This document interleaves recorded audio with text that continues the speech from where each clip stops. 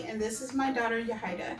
And we're going to talk about her experience being adopted. So I'll be asking her a bunch of questions. And with these questions, you guys might have children that you have adopted, that you're thinking about adopting, maybe children that you're doing foster adopt, because they kind of tie into each other. It will kind of blend over into adoption if you're doing a foster adopt. Not sure how your guys' companies work, but that's kind of like how ours was. And so I'm going to be asking my daughter some questions. Hopefully, we can answer some of your questions that you might have about your children, or questions you might have about adopting a child and what their background might have looked like, where they came from, and just a little bit about her experience, her own personal experience about being adopted. So, Haida, I know that before you came to me, you were living with relatives. Mm-hmm. So, how many homes before you came to me had Um, you been in? well, when I was in Mexico, I was in two houses, one with my grandparents and with my mom. But I was little, so I don't remember. I just know that I lived with my mom for like probably like months or so. Hmm. But I lived most of my life with my grandma. Okay, okay. So, before you came to the United States, Mm-hmm. what was that like? Like that transition from living, you lived most of your life there. Yes, So then you came here. How old were you when you came to the States? I think I was like I had just turned 9, Uh huh. and like being in Mexico and coming here, it was like it makes like it was really different because I didn't know no English at all, and like it was difficult for my auntie and uncle. That's who I lived with when I Mm-hmm. came here. So like they were teaching me a little bit, but Mm-hmm. most most of the time they were speaking Spanish. Okay. So did that make it harder for you to learn English? Yes. Oh, what was it like for you to be in school? Well, like the teachers, they speak Spanish, and then some of the students speak Spanish. They speak Spanish too. Uh huh. Oh, okay. So it was a little bit of a transition, but because the teacher spoke Spanish, it made it a little easier for you. Yes. So how did you learn English? Like most of my English, I learned it when I got here, and like most of the people that was around, they speak English. Okay, so when you moved here in my home, Yeah. that's when you learned most of your English. Yeah. Because everybody was speaking English Yeah. here. Oh, okay, okay. So when you lived with your aunt and your uncle, Mm-hmm. was that here in like the valley, or was that in another state? No, it was here in California. Oh, okay, okay. So how did you come from there to here? Did they bring you? Like, did you have to have papers? No, cause I was born here in the United States. Oh, okay, so So you were like, born in the United States. and my grandparents took me there. Oh, they took you to Mexico. Mm-hmm. Okay, so you were born in the United States. They took you to Mexico. You were there for 9 years, so they raised you for nine Yeah. years, and then you came To the to United the States. United States. And then you went from the uncle's house into our house. Mm-hmm. So, what was that transition like being in a home where you spoke Spanish, but we predominantly spoke English, and you trying to understand like what we were trying to say to you, but also trying to learn English? What was that like? I mean, I spoke a little bit and I understood like a little bit, but like it was hard still. And like some words that you guys will say that I would just feel like I don't understand what you guys are saying. Yeah. And then you guys will break it down, then it'll be much easier to understand what you guys are saying. Yeah. So, here in the house, were there any other girls that spoke Spanish? At that time, I don't think there was. Yeah. So it was mostly everybody speaking Mm-hmm. English, and you're just like, what the heck is going on here? So, when you were here, what has been your experience like just being in foster care versus being with relatives? So, you're going from relatives, now you're in the system and you're in foster care. So, what was that like? It was like I didn't know what to believe. Like I didn't know what was gonna happen next, and like when I first got into foster care, I was scared. I thought like, I don't know, next people that came to my life, they'll be the same as the people that I was with. Yeah. Just like that. So you thought we were gonna be crazy. Yeah. I think we're a little bit crazy, but not as Yeah. crazy as where you came from. Yeah. So being here, did you establish relationships quickly, or was it difficult because of the language barrier? No, it was difficult. Yeah. Was it like the first people that you established, maybe just some type of relationship? Was that like with another kid? Was it with the parents? Or how did that grow? I think it was like with the kids, but I started getting in trouble. Mm-hmm. So like then you guys start paying more attention. Then like yeah, that's where it came down to. Yeah. Because you was getting in trouble. Yeah. So we were like, okay, we're gonna really focus on this one, because she kind of a little firecracker in the house, getting it started. But being here, being here in a Christian home. Were you raised with any spiritual background at all? Yeah, when I was in Mexico, I liked like I will always want my one of my grandma's a sister-in-law to like come get me so we can go to church. Okay. But like when I got to the United States and whatever happened to me, like after all that stuff happened to me, I didn't want to go back to church because I felt like, why this did happen to me? Yeah. But like, yeah. If there's really God, why did he allow these things to happen? And being here, it was just kind of like, okay, now what is my purpose? Why am I here? Because if there's really a God, why did you allow my own family to do these things to me? So were you afraid that when you came here that we were going to be like the family you came from? Yeah, like I was telling Dad, and like I tell you sometimes, Mm-hmm. but I was telling him how like I thought that the people that will come to my life next, that they will be like the same people. Mm-hmm. Mm-hmm. So did you think all people were the same? Yeah, pretty much. Cause like my grandma will tell me like stuff that will happen to her, or that happened to her like back in her days or whatever. The trauma that happened to her. Yeah, and then like sometimes I will go back and think about that, and then like I'll be like, oh, that's similar. So like maybe all the people are the same. Okay. So then you have grandma's trauma, and then now you have your trauma, and you're thinking, oh, maybe this is what people are really like. But then God had a different plan for you, because he had a bigger purpose. Just the things that you went through, the Lord didn't want to allow that to hinder your growth. So he brought you to a place where the seed can be planted. And I know that was difficult, because there were a lot of times that you were just kind of like, well, why am I here? Yeah. I don't get it. Like, what is my purpose? Okay, I'm here. What do hello. What was it like once you started having devotions? Did that help to increase your faith when we begin to have devotion as a family?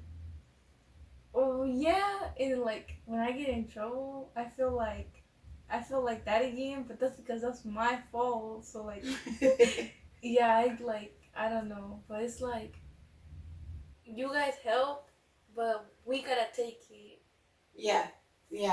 You have to learn how to apply it to your own life.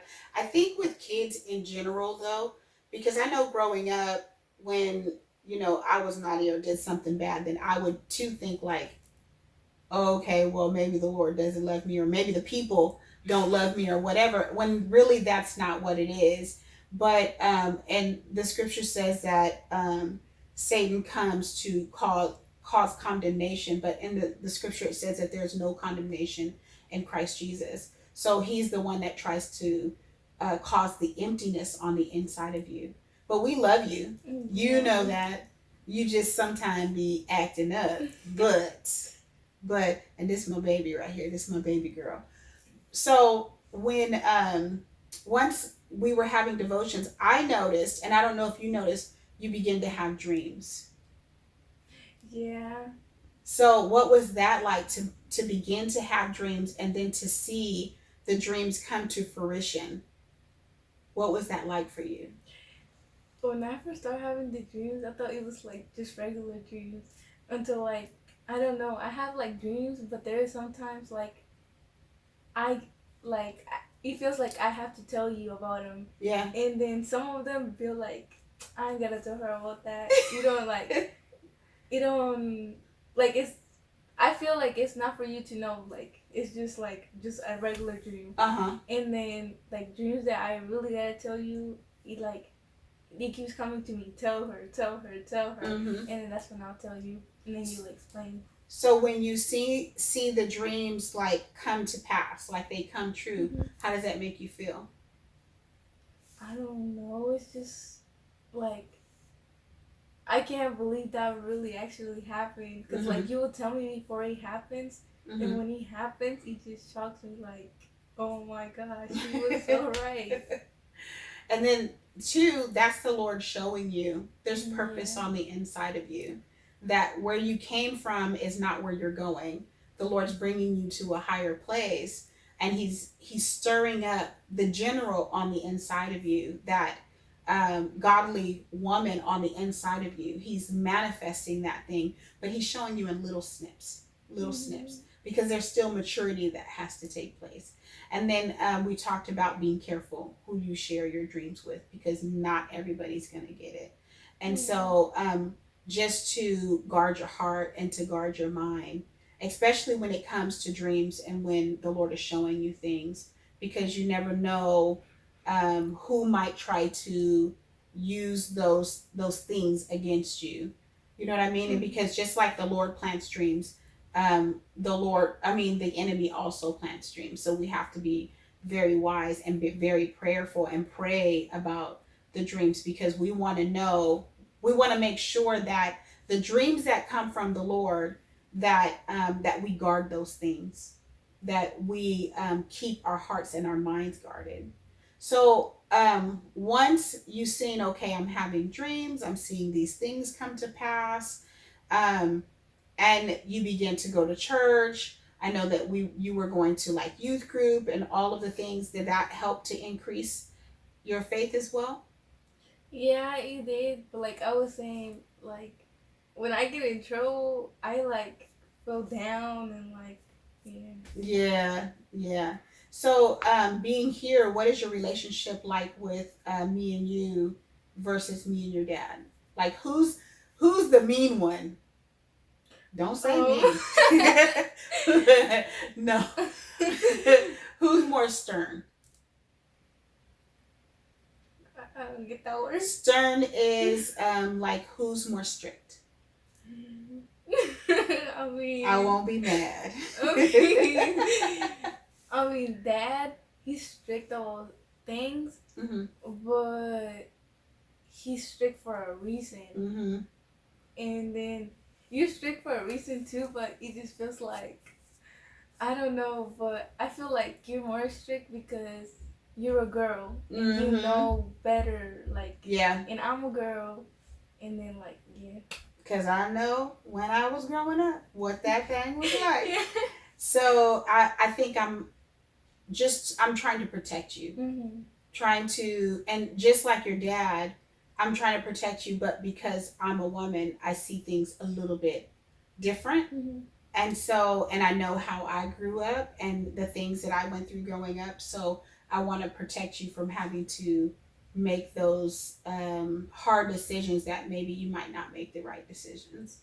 And so that's why I'm always so strict, because I'm Yeah. like, nah, girl, I know what you up to. You better watch yourself. Uh huh. So with the other siblings in the house, so you're adopted. What is that like living in the home, and now we're having foster children come in and out? I mean, it don't it don't really affect me because I don't know. Are you Would you rather live in a home where there were no kids coming in and out, or No, I feel like that's boring in the house is so quiet. Yeah. And then there's like really nothing to do. Well, so with the kids in the house, it's a lot of life. Yeah, cause you talk to them, you play with them. Mm-hmm. Yeah. Mm-hmm. And then too, I know it brings joy to my heart when we bring kids in too, to try to help them and get them either reconnected to family or whatever that might their end might look like. Maybe they stay with us until they turn 18, 21, or whatever. But I know that it brings joy to my life. My grandmother, she used to work in a children's shelter, and she used to take care of a lot of kids. And years ago, it wasn't as strict as it is now, but she used to bring the kids, some of the kids home, and we would have dinner together, we would play together, like all of the things, and then the kids would have to go back and we'd be like, oh, really? You know what I mean? So it was a lot of fun growing up, and then living in the home with my grandmother. We had a lot of cousins that lived with us, so there was like never a dull moment in the house. The house was always full of kids. And I guess for myself, maybe that's something that was kind of passed down because I love kids, and my home is always filled with kids, always the laughter and the arguing and all the things that come along with, raising teenagers. So I don't know. I find joy in it myself, and I hope to inspire the kids that come to want to do the same thing, to help someone else that was in their same position once upon a time. So, going back to the many, many questions that I have. So, what would you change if you could change anything about being adopted or um, being in foster care?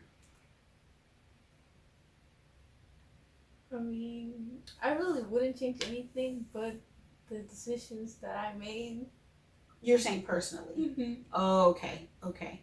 So, are you proud of the decision that you made to be adopted? Oh, well, yeah, I am. No, I'm talking about like getting in trouble and all that stuff. Yeah, Like that. you're a kid. Yeah, Kids do that. They make impulsive decisions. Like, you know what I mean? So I get it. I was once crazy and young too, and an adult and still crazy. So I do get it. So, do you think your life would have been better or worse had you gone back? Because you had an opportunity to go back to Mexico. Yes. And you made the decision to stay. So what helped you make that decision? And if you could change it now and you had an opportunity to go back, would you? So I wouldn't go back to Mexico because like the things that's happening around, like the trafficking, all that stuff, I wouldn't go back to Mexico. And what made me make my decision was that my grandma was like, she's still alive, but she's elderly, and she's like, yeah, elderly. Yeah. And you think it would be harder for her to take care of you? Yeah. Yeah. So where did your what part of Mexico does your grandparents live? They live in Quintana Roo, like where most people know Cancun, like by that area. Yeah, it's like all the way by the end of the map. So they're on the coast. Yeah. Where it's all beautiful. Mm-hmm. Oh, come on. So I bet that just growing up by the water that it was a lot of fun.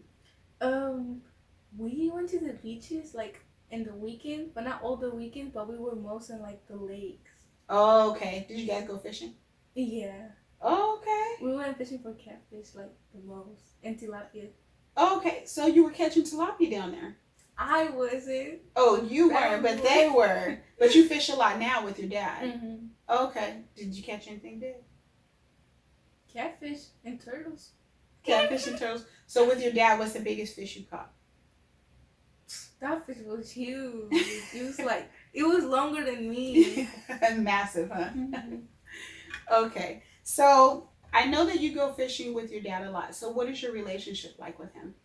It's pretty cool. Like, I really never had a dad in my life. I had a grandpa, but he was most of the time working. So I have a dad now, and like, yeah. Yeah, because I know he spoils you like rotten. Yes. And then you guys go fishing a lot and all of the things. So, what is your relationship like with me? I mean, you always got things to do, run around, whatever. Mm-hmm. And so, like, there's times we watch movies and talk. Yeah. Mm-hmm. So, do you think that you would be able to spend more time with me if I didn't have so many kids around? You think it would be a little easier? Kind of, yeah. Yeah, because I'm always You're all always over the busy. place. All over the place. So, what is your relationship like with me versus your dad? Um, like I was saying, I really didn't have a dad before, so Mm-hmm. um, like I don't know. And then you're like always busy, Yeah. and like you're always doing something. We have times we watch movies and talk. Mm-hmm. So, you spend a lot more time with him With than you do him. me. Yeah. Yeah. So that means he's stricter than me, right? No. No. That's okay. That's okay. I'm just looking out for you. Mhm. So, guys, that's all the time that we have for today. She has to get back to school. Want to make sure that she's on time because you guys know this distance learning thing is a mess with all the COVID and all the things that's going on. Sometimes my kids are doing work until like 5 o'clock in the evening. But I do want to say thank you for joining us today, and we'll see you soon. Bye. Okay, guys, that's all the tea for today. Don't forget to like, share, subscribe, click the bell, drop the comments down below. Thanks for watching. See you soon.